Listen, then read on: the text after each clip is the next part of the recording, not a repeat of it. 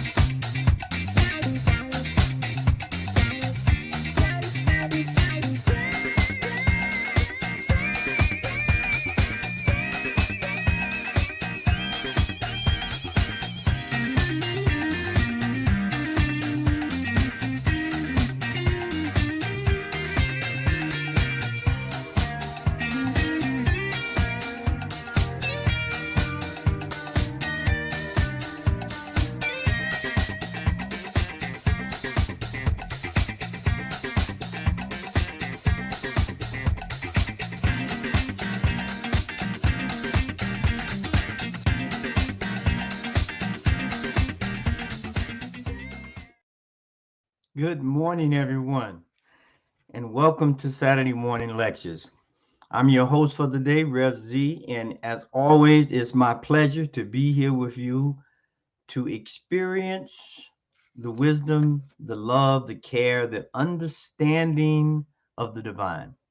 Trust everyone is having a great Saturday as we begin to relax for the weekend and do some contemplation and looking forward to engaging into life. Well, today we are, as you know, continuing our exploration into the Science of Mind textbook.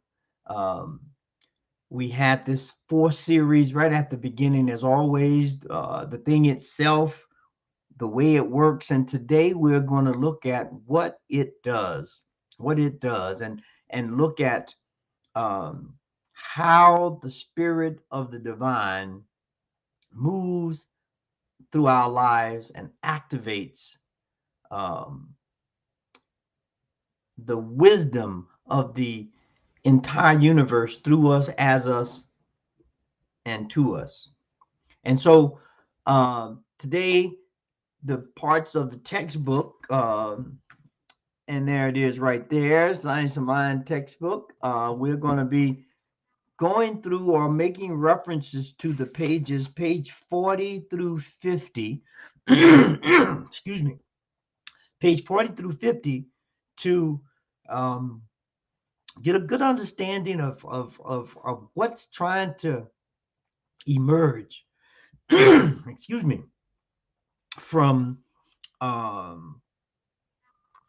within us, from the spark of the divine that's been placed in us. Now, the very first paragraph of this text, what it does on page 40, reads as this: we should approach the study of this science rationally, never expecting to derive any benefit from it that its principle does not contain.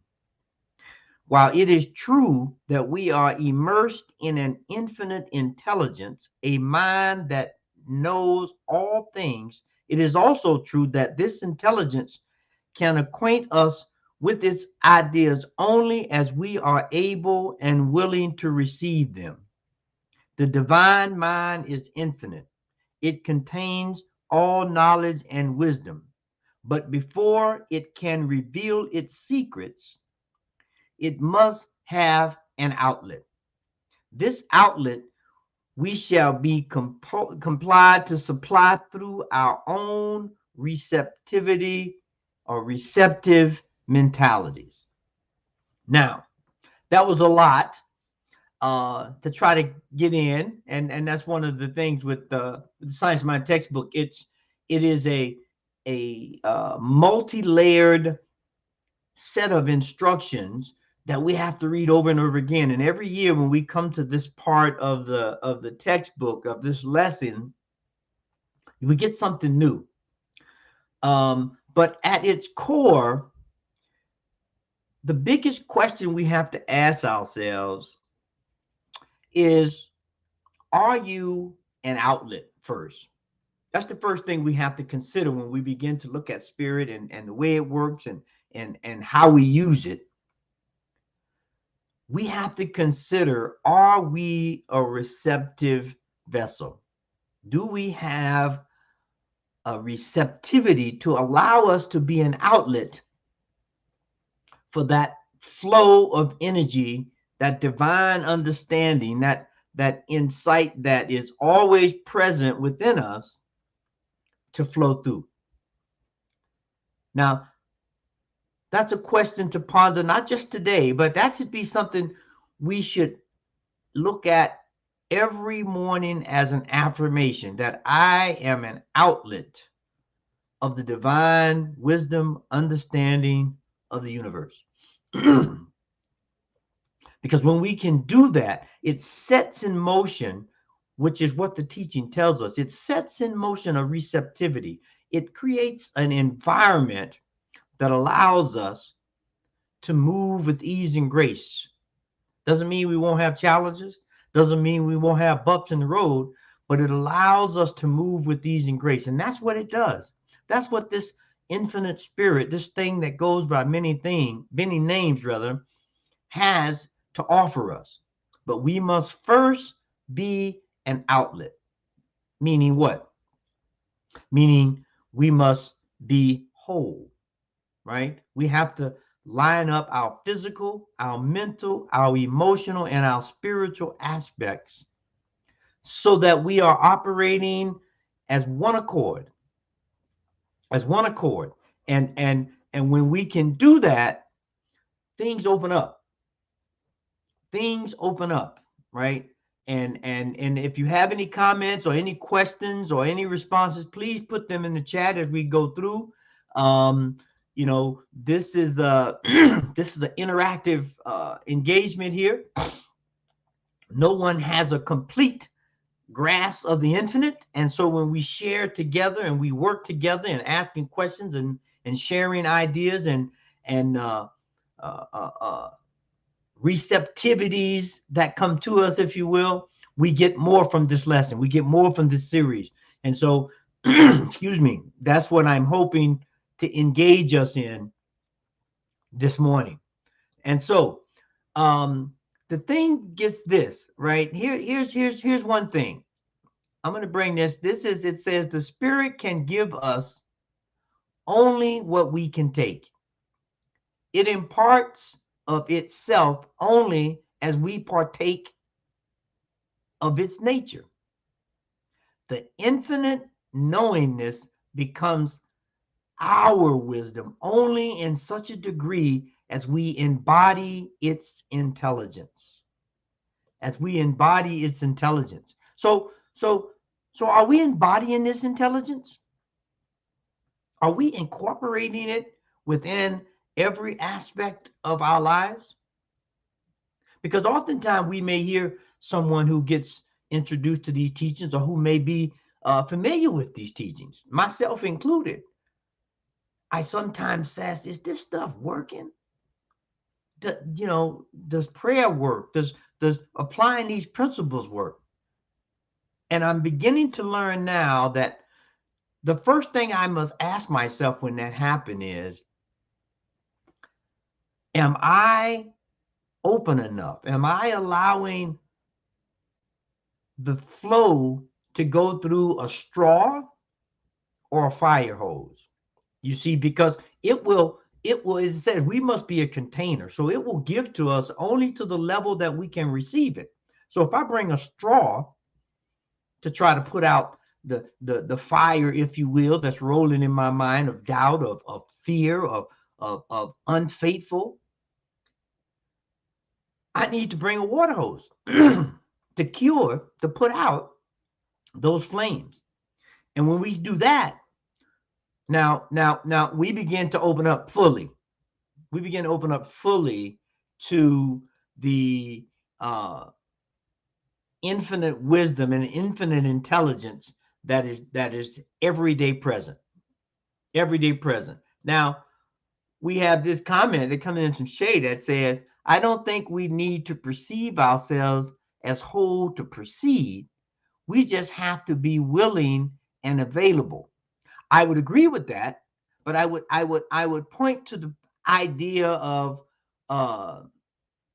being whole, in that, imagine a car. Car has 4 tires: physical, mental, emotional, spiritual, if we use this metaphor. And so if we get a flat tire, we can still drive and we can still get to the destination, but it will be a little bit bumpy without having all 4 of those tires. Even if one of the tire that's going flat, even if it has a little bit of inflation, if you will, into the tire, some pressure, it allows us to move a lot easier.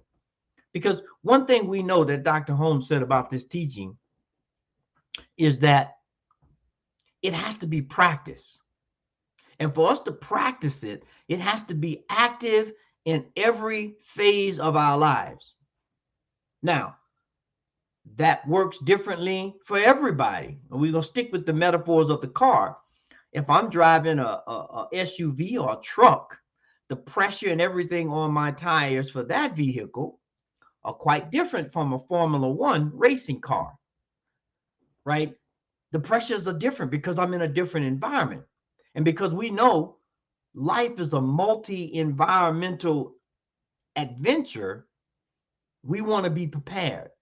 Because we never know when we may need to shift gears. I mean, even if we look at the 4 aspects of our life as gears in life, right? Sometimes I need to be more physical than I am spiritual, just because that's what it's called for. Now I bring the physical, but then I'm open and receptive for the spiritual to come in and guide me and lead me in my physical activity or my emotional activity. So that's what I mean by that, by being whole. Not that we can't get on the road, not that we can't begin to travel, because I remember when I came to this teaching, I had a couple of flat tires. You know, my faith was waning, and my application of the instructions or the wisdom was doubtful. But when I was able to begin to flake those tires by learning and practicing, I learned what we talk about here today is what it does. That's what the Spirit will do. It will give to you what you bring to it. If I bring a small cup, I'm going to get a small amount. If I bring a big bucket, I'm going to get a different amount. And so it is wonderful, these questions. So please ask him so we can dialogue and get into this, and begin to really appreciate, but more importantly, activate this instruction, this teaching, this faith, this wisdom, way of life into everything we do. Linda says this: sometimes I desire a waterfall of knowing, but other times I want small sips so I can savor and appreciate the flavor. Yes, yes, because in life, the process of life itself is constant, but what needed in any given moment is not. Now, just think, it's not, and you know, think about that. Excuse me, because we begin to understand that how to use this, or what it does in our life, is it gives us the inspiration and the knowledge to move. Now, one of the things it talks about, as you read through this, it says, when you come to this teaching, you don't necessarily come with a no expectation of any benefit, if you will. Now that may sound a little wonky, but what it's trying to tell us is, don't come with any preconceived notions. That's like coming to the ocean or coming to the water fountain with a small cup when you really need a gallon bucket, right? So if you have an expectation that you can only get a cup and not bring a gallon bucket, you begin to limit, not the infinite, not the spirit of the thing itself, but we begin to limit ourselves because we do not have the proper equipment to do the flow or to allow the flow to move. So we come to this teaching, and this is what it does. We come to it open, okay? We come to it as a empty vessel. For anyone who's taken martial arts or been involved in some types of art, this phrase has been used in different modalities. It says when you come to this teaching, whatever it is, you need to empty your cup. You need to empty your cup because you want to have a fresh container, not hampered, if you will, by prejudging it based on what you already have. Empty the cup, come full, and then you begin to see how it relates to everything else, because we know that unity and oneness is the song of the universe. And so that's allows us to come with the empty cup and begin to see how it connects with all the other systems that we have. All the other systems that we have. Now, here's this.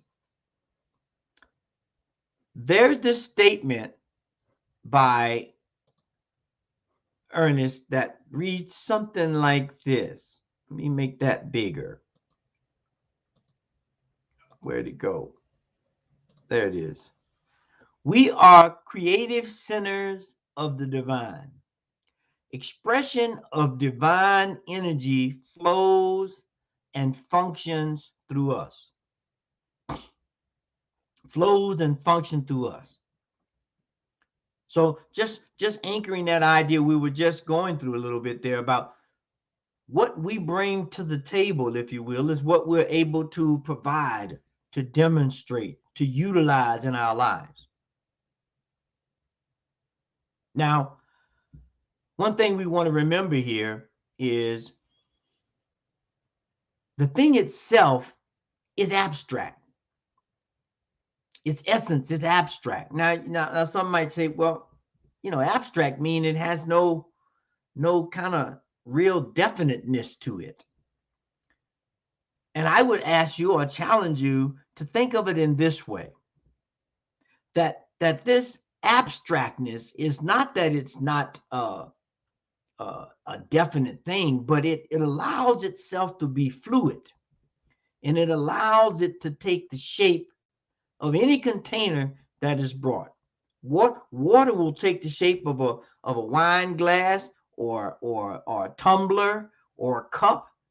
The water itself is flexible enough. The water is abstract enough to be able to put into different situations or different containers, but still have the same essence, but still have the same power, the same access to infinite knowledge within the environment that it finds itself.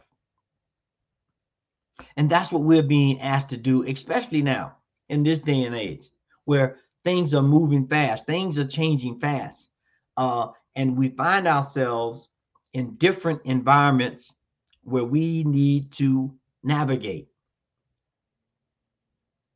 And that's why we have the saying, do not get tied into conditions. Conditions is a container, but the infinite can move beyond that container or that circumstance or that situation we find ourselves.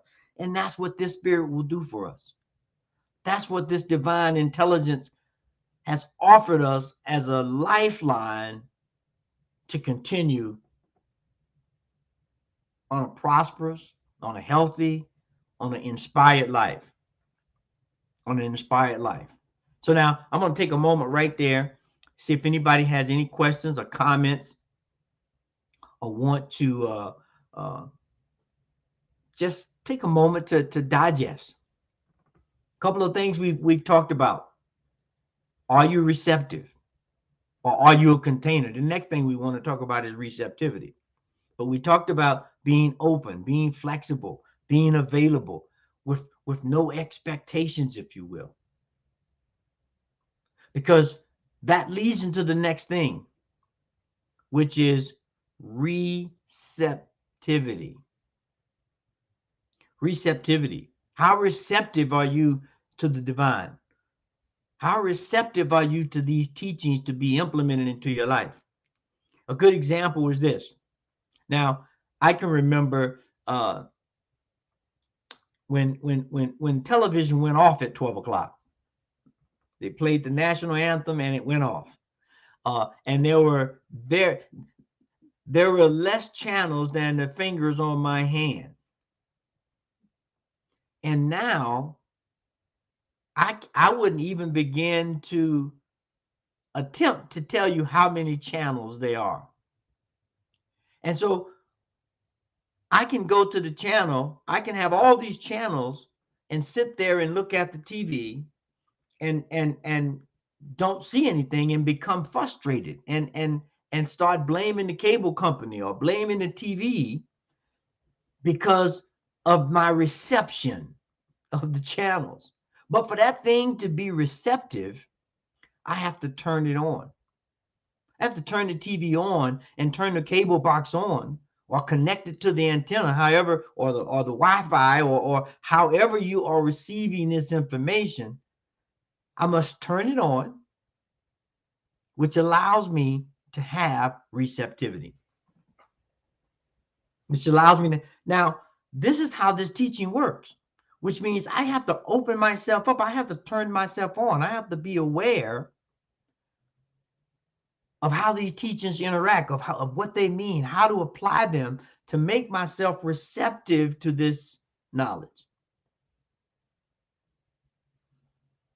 Anyone ever found out or thought that they were not actually communicating with the divine, in which we're doing every second of the day, but then you made an adjustment to increase your receptivity? Maybe it's a cup of coffee in the morning. Maybe it's your meditation practice. Maybe it's the jog or the walk with your pet in the morning. But these are the things that we become accustomed to finding out, or we need to become accustomed to finding out, to know what increases or make my person more receptive. And then once I get receptivity, I can change the channel. I can go from, channel 1 to channel 2 to channel 3. I can even replay a broadcast that happened earlier, later, right? I can go back to a memory. I can go back to an experience, be it good or bad, to allow myself to understand how the divine mind of God works. That is a recipe for success. That is a recipe that allows us to say yes to life, right? Just knowing what the Spirit does. We already talked about what it is, right? And the way it works. It works through us. But what it does, it can only do for us what it can do through us. It says this on page 41 of the Science of Mind textbook. It says, we are immersed in an infinite knowingness. The question is, how much of this reality are we going to express in our own lives? We are immersed in, we're like a fish. We're like a fish that's in the ocean and the water is everywhere, all around. Now, I've never been a fish and I haven't had any conversations with the fish, but I'm willing to bet you that fish does not think one moment, am I in this water or not? The moment it starts to panic, it's when it comes out of the water. When you take that fish out of the water, it begins to grasp, it begins to, struggle, because it understands that it is not immersed anymore in the life-giving energy, power, and presence that is the ocean, or that the lake, or the water. And so we should kind of use that metaphor for ourselves. If we find ourselves gasping, right, for understanding or for relationship or for communication, it's a good checkpoint time to say, am I immersed in the spirit? Am I allowing the thing itself and recognizing, not allowing because it's always there. Am I recognizing and awakening, if you will, my awareness of that I'm always in the presence of the divine? It is in, through, and around any and everything, including myself, that goes on. Because when we can do that, the receptivity is automatic, right? It becomes a part of us. It's something that we basically live. We become it. So I'm going to stop right there and see if there's any questions or any statements that anyone wants to make. We're covering a lot of ground here. We're trying to cover 10 pages of deep thought and wisdom in a 35, 45-minute profile. So please put your comments in or your statements or your questions so that we can engage this. Because remember, it brings to us what we bring to it. That's what it does. And I could, I'm using these car metaphors this morning. So it's just like your car. You can have a full tank of gas, charged battery, tuned up engine, but it will give to you in terms of motion and speed only what you give to it by pushing the gas pedal. The more you push the gas pedal, the faster it will go. The more you ease up on the gas pedal, the slower it will go. Now, both are needed. Sometimes I need to go slow. Sometimes I need to go fast. But the thing is to remember how it works, right? First, the thing itself, remember what it is. The next thing is how it works. It's a demand engine. If I put demands on it, it gives me what I demand. And what it does is it responds to me engaging it. It responds to my prayers. It responds to my affirmations. It responds to my contemplations. Okay? So here, one of the things that I like and try to lean on in this teaching is the practical application, to come up with metaphors and stories and concepts that we can see ourselves in, or a situation that we've been in before, so that we can see how this works. Because, Dr. Holmes said, I would rather see a practitioner, and we're all practitioners if we're trying to implement this teaching. He said, I would rather see a practitioner take one aspect of this teaching and prove it true than to be able to quote every phrase in this book. Think about it. Activate one principle in your life as opposed to being able to quote all the phrases within the Science of Mind textbook. Because if you can apply that one thing, you will begin to see that this is what it does when I do that. Now, in the extended course, we get this statement. It says, religious science teaches that God is personal, and personal in a unique sense to everyone. It teaches that conscious communion with the indwelling spirit opens avenues of intuition and provides a new starting point for the creative power of the Almighty. For the creative power of the Almighty. A new starting point. Where are you starting today? Where are you? Are we understanding the power, the presence that is God, and using it to our advantage? Using it, playing with it, if you will, experimenting with it, to understand, as it says here, to understand the personal part of it. Personal in a unique sense to everyone. Personal in a unique to everyone. That's what we're trying to do. We're not trying to emulate somebody else, because they have a different set of circumstances. They have a different path in life that have brought them to where they are now. The question is, can you tap in to your experience and see what God has done in your life, and then understand that your unique expression, your unique container, your unique receptivity is yours and yours alone. And that's what the divine is every day calling us to.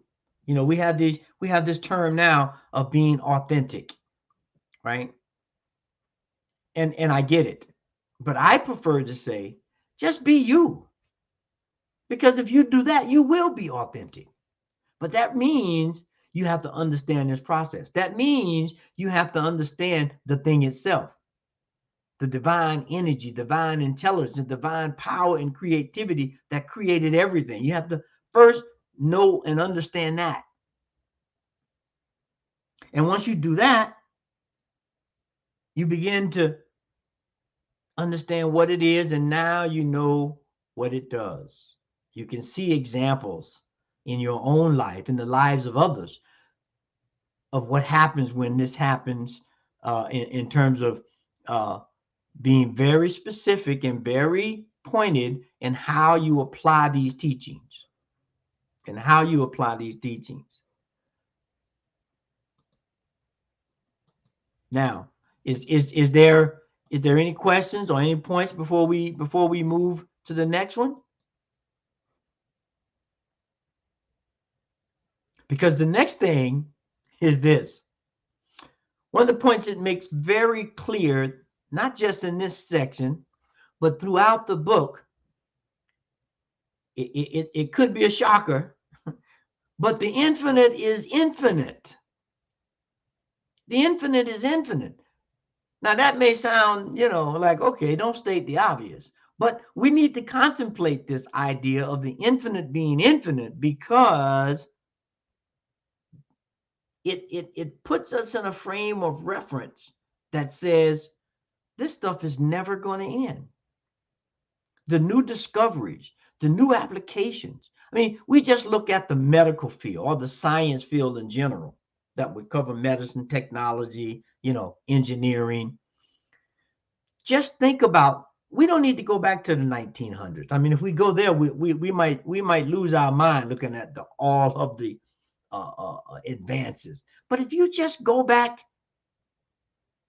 50 years, go back to the 70s if you were around, or go back to, or study that part of history, or just go back, you don't even go to 2000. Look at the advances that have happened from the year 2000 to right now, 2024, almost a quarter of a century.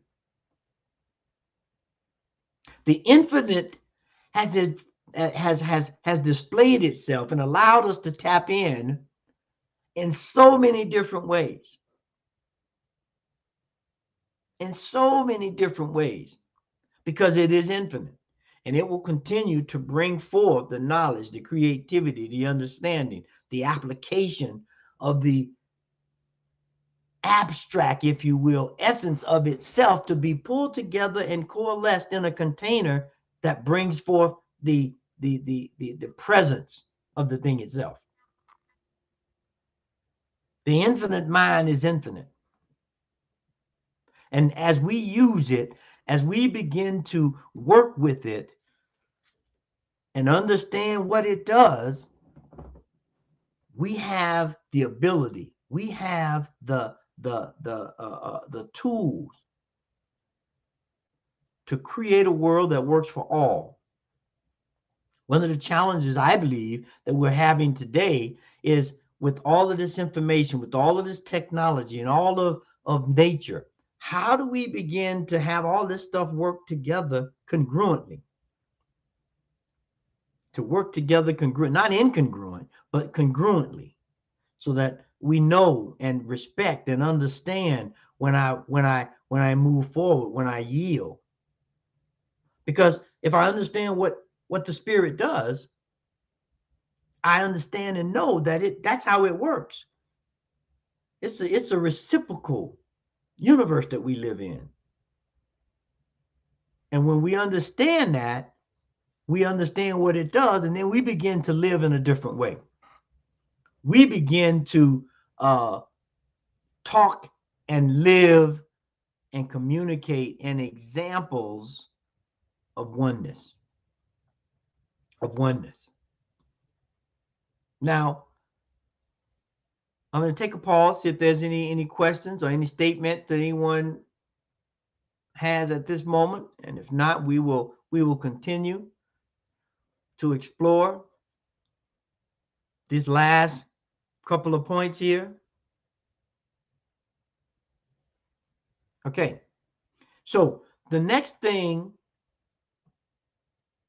that we want to look at in terms of what it does, if we said earlier, it can do for us only what we allow it to do through us.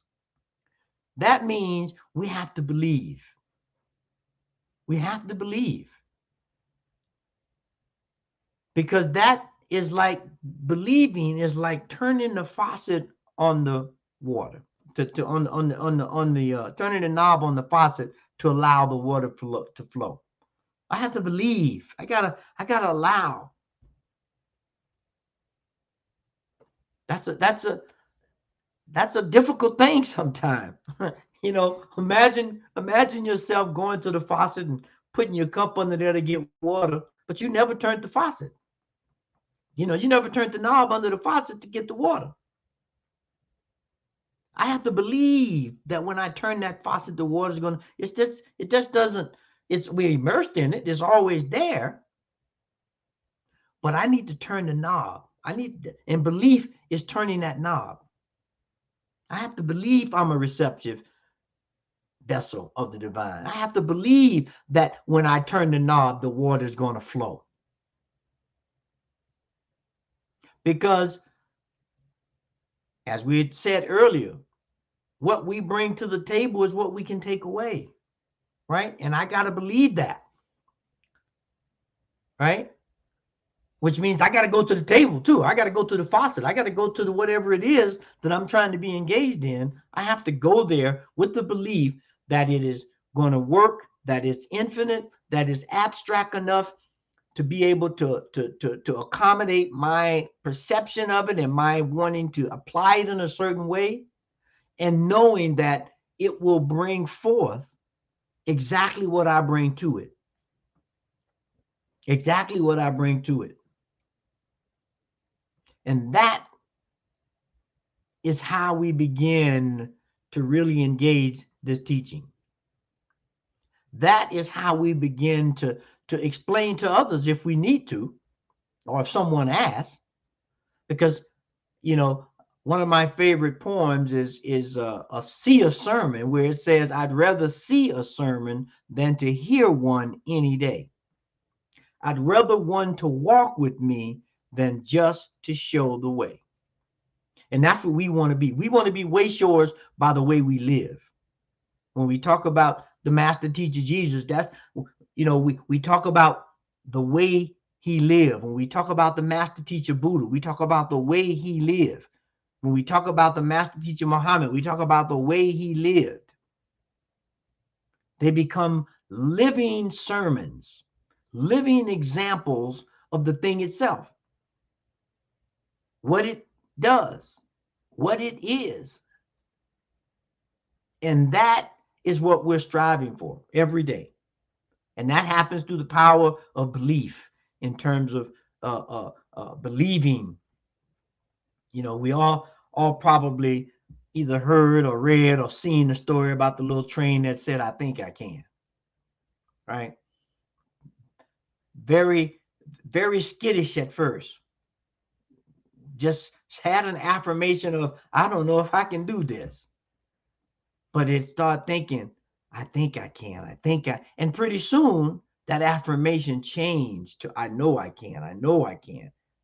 I just need to tap into this abstract, infinite intelligence and allow it to flow through me. Bring a container and a receptivity that will allow it to flow through me.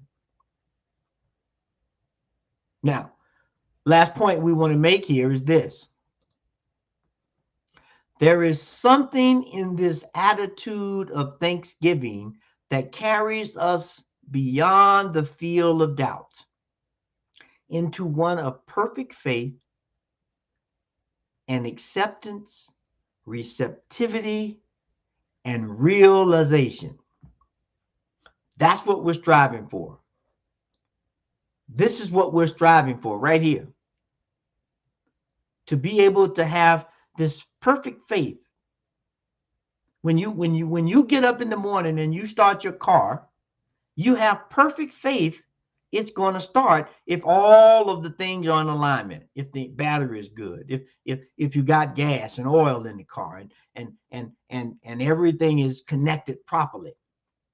You have perfect faith that when I put the key, or when you put the key and turn it, it's going to start. And that's where we have to begin to operate now.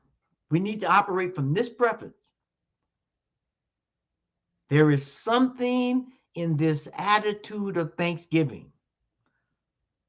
And when I turn it, I'm thankful. You ever went out there and tried to turn it and it didn't start? Ooh. You still should be thankful that you have it. But oftentimes, I just speak for myself, I get very unthankful that this car did not start. Or that my tire is flat. And now either I got to change it or I got to call AAA or you know, are we thankful in those moments as well? Right? Because there's something in that attitude of thanksgiving that carries us beyond the fields of doubt into one of perfect faith, acceptance, receptivity, and realization. That's what we're looking to do every day in our lives. And sometimes, you know, there's little bumps on the road. And so that's why we want good tires, right? We want to be good physically, mentally, emotionally, spiritually, so that we can travel this thing called life. Travel this thing called life. You know, Linda says, gratitude's on my mind and tongue. Yes. Meaning I have to think it and translate it into something, right? Express it. Express it. Now, the last thing I want to make here is this. Thought is synonymous with energy. Or let's reverse that. Energy is synonymous with thought, right? I.e., they're one and the same thing, because we know everything in the universe is energy vibrating at a certain rate that gives it a certain appearance when we're able to see it. So our thoughts are energy waiting to find the container to reveal itself in a different format. We understand that. We understand that energy goes nowhere, never changes. I mean, it never goes away, but only changes according to the circumstances that it finds itself in. And so when we speak thoughts, even when we have thoughts, the energetic vibration gets released into the universe and never goes away. Right now, we have the satellite traveling through the earth with various languages and music, broadcasting throughout the universe. For anyone who can grab it and decipher and translate it, being receptive to say that in this galaxy, on this planet called Earth, there are a group of people here trying to understand what this thing does, what it is, how to use it, what it works like, right? And if you're out there having that same experience, let's connect. Let's get together. Let's begin to explore this understanding. Because there is nothing without effort. Right? Now some people say, "Oh, well, this is ease and grace." Yeah, ease and grace in the effort. We have to bring, we can only get back what we bring. And so when we release these thoughts of energy into the universe that never change, that are forever traveling, let's allow them to be full of energy, full of love, full of light. And so I'll stop right there and just say, this is what the Spirit does. It does through you only, or someone else. It's abstract other than that. It's just sitting there waiting for the right moment. And so when we make ourselves receptive, when we understand that it can be molded and shaped and shifted in any way we tend to use it, and that we are thoroughly immersed in it, life changes, circumstances changes, conditions and experiences change. And we begin to understand and develop a relationship with the thing itself that is beyond explanation. And so I'll stop right there. And we'll see if there's any questions or comments before we begin to wrap up. I always like to state this very clearly, that religious science is a correlation of the laws of science, the opinions of philosophy, and the revelations of religions applied to the needs, to human needs and aspirations. Think about that. That's the capsulation of what it does. And so I trust everyone got something out of this. Please leave comments wherever.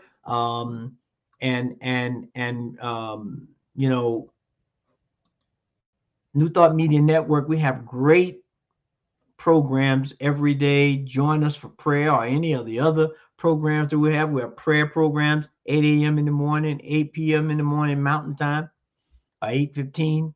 So join us, be a part of this conversation, be a part of this community where we strive to do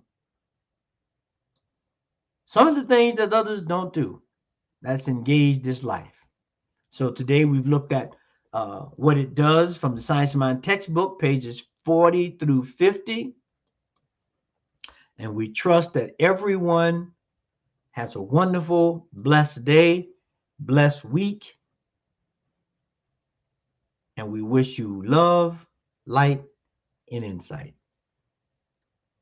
Have a wonderful day.